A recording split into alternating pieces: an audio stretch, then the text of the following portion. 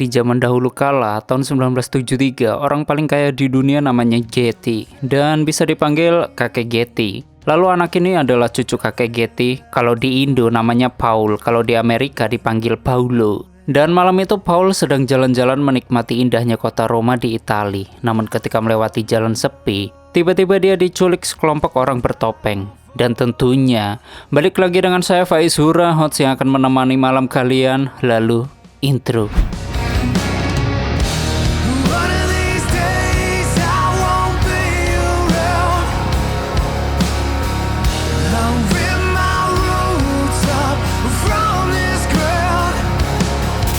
Selamat datang di channel Zurafartin dan selamat menonton. Keesokan paginya setelah mengurung Paul di bangunan bekas penjara terpencil di Italia, salah satu penculik bernama Jean Quanta, dia pergi ke telepon umum terdekat untuk menelpon ibu Paul yang bernama Jel.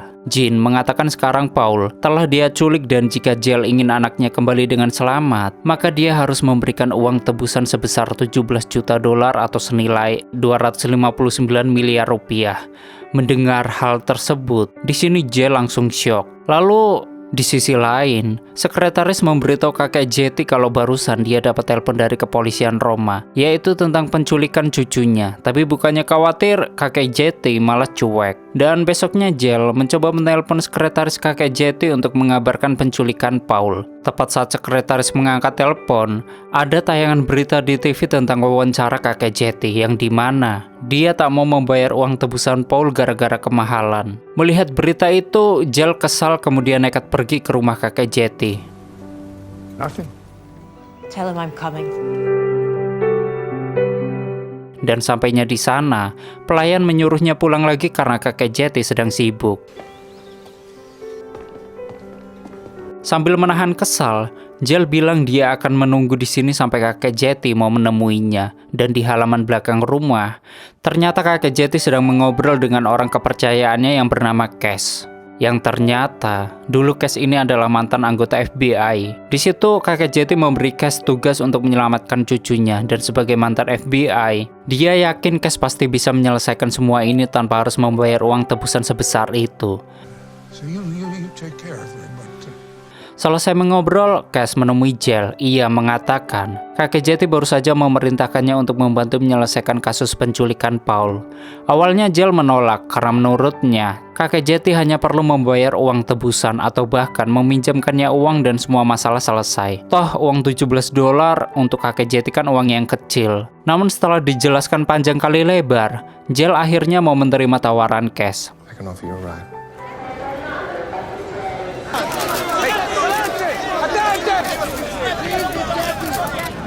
Mereka berdua pun lalu berangkat ke kantor polisi Roma di Italia. Di sana seorang hakim memberitahu semenjak berita penculikan Paul ditayangkan di TV, pihak kepolisian menerima banyak sekali surat ancaman dari komplotan penculik. Mereka mengancam akan menculik anak Jel lainnya jika uang tebusan tak segera dibayarkan. Jadi demi keselamatan keluarganya, para polisi akan berjaga di rumah Jel sampai kasus selesai.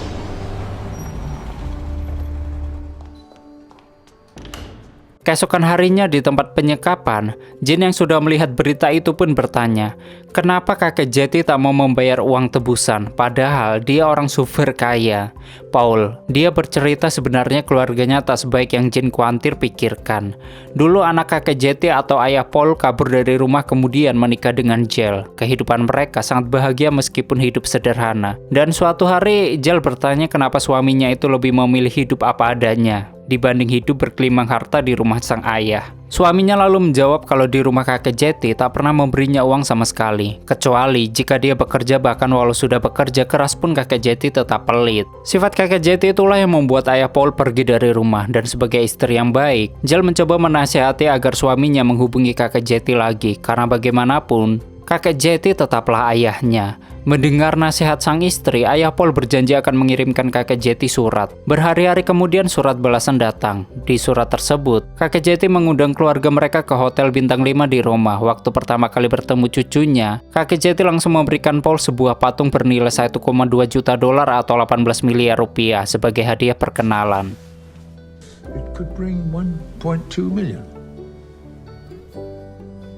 Tak hanya Paul, Kakek Jeti juga meminta ayah Paul pulang ke rumah untuk membantu perusahaan karena merasa kakek Jeti telah berubah. Ayah Paul pun bersedia pulang, namun bertahun-tahun berlalu, semenjak kembali ke rumah dan hidup berkelimang harta, justru sifat ayah Paul yang berubah. Dia jadi jarang pulang ke rumah, bahkan sering main cewek. Hingga akhirnya kedua orang tua Paul bercerai.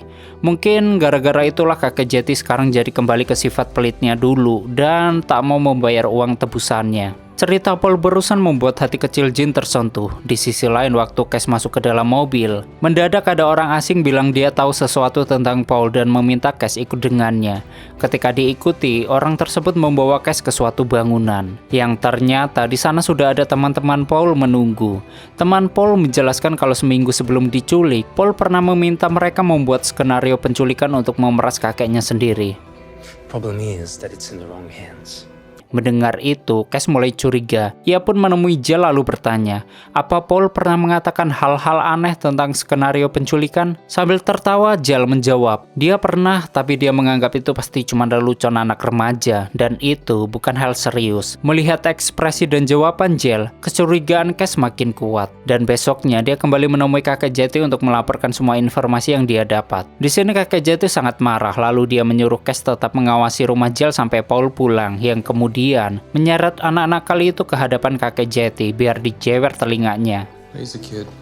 Sementara di tempat penyekapan, terlihat salah satu penculik sedang menemani Paul buang air kecil. Waktu mau ngerokok, dia lupa topengnya malah dibuka dan karena takut Paul akan melaporkannya ke polisi. Saat sudah beres nanti, si penculik berniat membunuh Paul. Namun dari samping, tiba-tiba Jin Kwanta datang. Go get your money.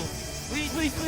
Dari kejauhan teman-teman Jin mendengar ada suara tembakan. Karena mengira Jin sedang berburu, mereka semua pun cuek. 3 hari kemudian, Cass dapat telepon dari polisi. Di telepon, polisi mengabarkan bahwa mereka baru saja menemukan mayat yang diduga mayat Paul. Polisi lalu meminta Cass ke rumah sakit bersama Jal sekarang juga. Dan sesampainya di rumah sakit, waktu Jal melihat mayatnya, dia lega itu bukan mayat Paul. It's not Paul. Dan beberapa jam setelah diidentifikasi mayat tersebut, ternyata itu mayat salah satu penculik yang kemarin ingin menembak Paul. Dan dari hasil identifikasi mayat itu adalah anggota mafia pemegang wilayah Roma. Bahkan, polisi juga menjelaskan bila dilihat dari sisa-sisa pakaian dan struktur tanah di sepatunya, mayat ini mungkin tinggal di sekitar hutan dekat bangunan bekas penjara. Para polisi yang merasa Paul disekap di sana pun bergegas menyergap. Lalu, para polisi berhasil menembak mati 3 penculik. Namun sayangnya sebelum mereka tiba, Jin Kwanta bersama beberapa penculik lain telah membawa kabur Paul.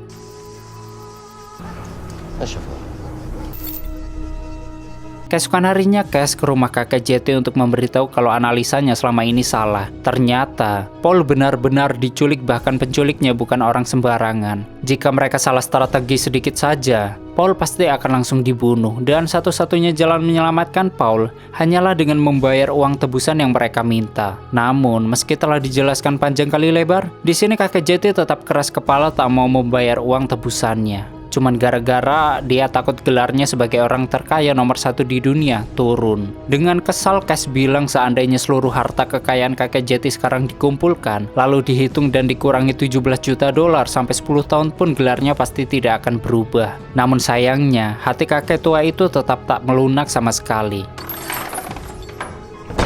Sementara di tempat penyekapan saat para penculik sedang berpesta, Paul mencoba melarikan diri lewat pintu belakang.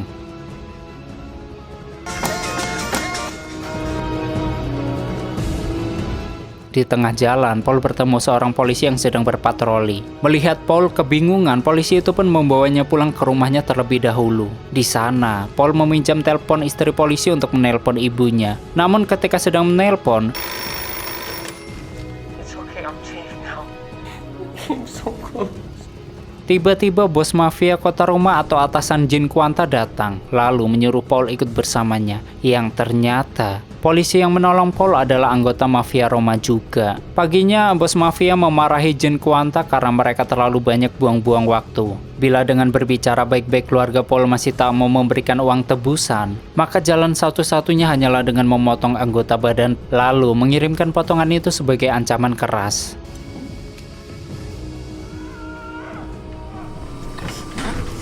2 hari kemudian di suatu kantor majalah, salah satu karyawan kaget melihat potongan telinga serta foto Paul ada di dalam surat.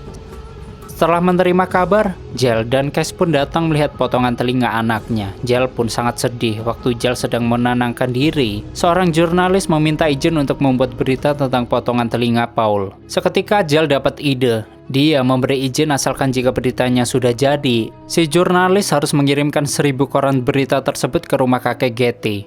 Beberapa hari berlalu, Jin Kwanta kembali menelpon Jill. Ia mengatakan kalau sekarang luka di telinga Paul infeksi dan harus segera dibawa ke rumah sakit secepatnya. Jill yang panik pun memohon agar Jin Kwanta menurunkan uang tebusannya sedikit saja. Yang sebenarnya, dalam lubuk hati terdalam, Jin ingin Paul selamat. Karena tak tega, Jin berkata akan berusaha bicara pada bosnya untuk menurunkan uang tebusannya menjadi 4 juta dolar. Setelah mengatakan itu, telepon langsung ditutup. Tak lama kemudian, pelayan kakek Jetty menelpon. Di telepon, pelayan mengatakan bahwa kakek Jetty sudah membaca berita koran yang dia kirim. Kini, dia berubah pikiran dan bersedia membayar uang tebusan Paul, asalkan Jill besok mau datang ke rumah. Keesokan harinya Jill bersama Cash pergi ke rumah kakek Jetty. Di sana mereka melihat mantan suami Jill yang sedang sakit parah. Kakek Jetty lalu berkata dia bersedia membayar uang tebusan Paul, tapi dengan syarat Jill harus memberikan hak asuh seluruh anak-anaknya pada kakek Jetty. Dan kalimat barusan benar-benar membuat Jill sakit hati. Ia tak menyangka kakek Jetty tega memisahkan Jill dengan anak-anaknya. Padahal semenjak bercerai dia tak pernah meminta uang sepeser pun. Namun meski sangat sakit hati, demi keselamatan putranya, Jill terpaksa menerima syarat itu. Dan keesokan pagi, Jill akhirnya dapat uang tebusan dari kakek Jetty. Namun ternyata kakek Jetty hanya memberikan 1 juta dolar saja. Jill begitu kecewa. Di tengah kekecewaan, Jin Kwanta menelpon dan menanyakan uang tebusannya. Dengan panik, Jill mencoba bernegosiasi lagi. Sayangnya negosiasi kali ini Jin Kwanta menolak. Ia marah karena merasa dipermainkan. Pokoknya jika tak segera dibayarkan, dia akan mengirimkan setengah anggota badan Paul. Di sini Jill pun terdiam lemas. Siangnya waktu melihat Cash bermain bersama puterinya, tiba-tiba Jill teringat dulu kakek Jetty pernah memberikan patung seharga 1,2 juta dolar sebagai hadiah perkenalan. Ia lalu berniat menjual patung tersebut ke museum. Namun waktu di museum, ketika seorang arkeolog memeriksa, ternyata patung itu hanyalah souvenir biasa yang harganya tak lebih dari 15.000 dolar. Dan lagi-lagi kakek Jetty membohonginya. Dia tak menyangka sifat pelit kakek Jetty yang diceritakan mantan suaminya dulu tak pernah berubah. Di sisi lain, Cash pergi menemui kakek Jetty kemudian bertanya, kenapa cuma memberikan 1 dolar saja? Padahal perjanjiannya dia akan membayar semua uang tebusan Paul. Di sini kakek Jetty terlihat tetap cuek dan malah memberitahu bahwa dia berencana membuat rumah pribadi yang mirip dengan bangunan bersejarah di kota Roma. Lalu kesabaran Cash pun habis dan dengan kesal dia mengatakan bahwa sebenarnya selama ini kakek Jetty sendirian. Untuk apa punya uang luar binasa banyak tapi hanya dihabiskan untuk kesenangannya sendiri, tanpa pernah memikirkan orang lain. Dan mulai hari ini, Cash memutuskan berhenti. Namun sebelum pergi, ia bersumpah akan membebaskan Paul tanpa bantuan kakek Jetty. Mendengar kata-kata Cash, kakek Jetty seakan seperti tertampar. Dan keesokan harinya, Cash bertemu pengacara Jill. Pengacara mengatakan tadi pagi sekretaris kakek Jetty menghubunginya dan memberitahu kalau kakek Jetty telah berubah pikiran. Dia bersedia membayar penuh uang tebusan Paul. Sorenya, uang-uang jutaan dolar itu pun mulai ditarik dari bank. Dan malamnya, Jin kembali menelpon Jill saat tahu Jill sudah memiliki uang tebusannya. Jin pun menjelaskan bagaimana cara mengantarkan uang itu besok. Lalu, besok sorenya Jill dan Cash mulai mengikuti instruksi Jin kemarin. At exactly 80 kilometers an hour. Dan setelah menyerahkan uangnya, mereka lalu menunggu kabar di telepon umum terdekat. Lalu uang pun diambil para mafia kemudian dibawa ke markas untuk dihitung. Setelah memastikan jumlah uangnya sesuai, bos mafia menelpon Jill dan memberitahu bahwa Paul sekarang ada di tengah hutan tak jauh dari pom bensin.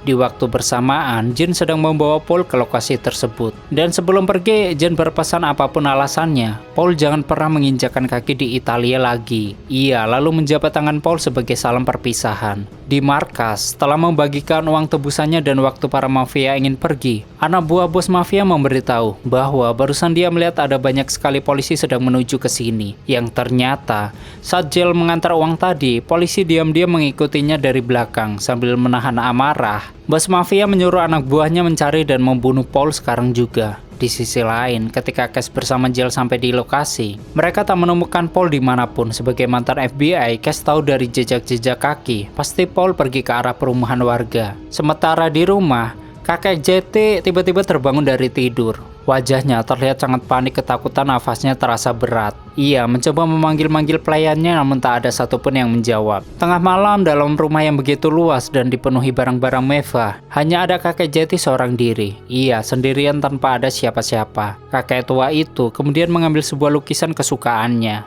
Ia duduk menatap lukisan lalu menghembuskan nafas terakhirnya. Di Italia, sesampainya di perumahan warga, waktu melihat mobil para anggota mafia datang, Paul berusaha bersembunyi. Ia meminta bantuan pada orang-orang di dekat sana. Namun, tak ada satupun orang yang mau membantu karena takut berurusan dengan mafia. Gang demi gang, dia lewati untuk mencari seseorang yang mau menolongnya. Dan di tengah jalan, Paul bertemu Cash. Tapi karena tak kenal, Paul malah kabur dan tertangkap salah satu anggota mafia. Beruntung, dari belakang Jin menolong. Ketika Cash datang, Jin langsung menyuruhnya membawa Paul pergi sejauh mungkin dari Italia. Yang pada akhirnya, setelah perjuangan panjang, Paul bisa bertemu sang ibu lagi.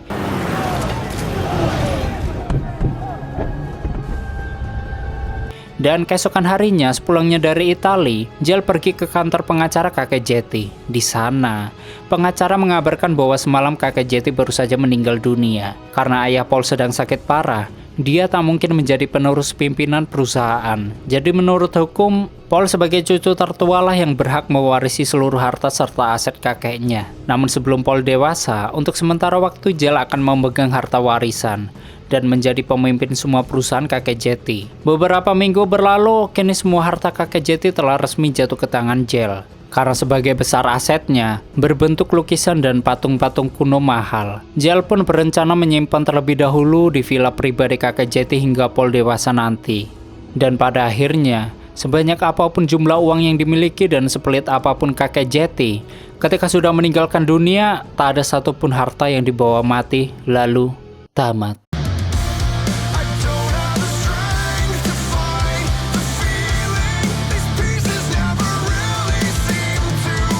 Oke, seperti itulah story filmnya, dan bagaimanakah menurut kalian dengan film ini? Silahkan berdebat. Dan bagi kalian yang ingin filmnya di storyin, silahkan tulis di komentar. Terima kasih udah nyimak video ini sampai habis. Terus support channel ini dengan menekan like, subscribe, dan share ke alam semesta. Ane pamit, and stay on my channel. Jangan kemana-mana, sampai ketemu lagi di video selanjutnya. Bye-bye.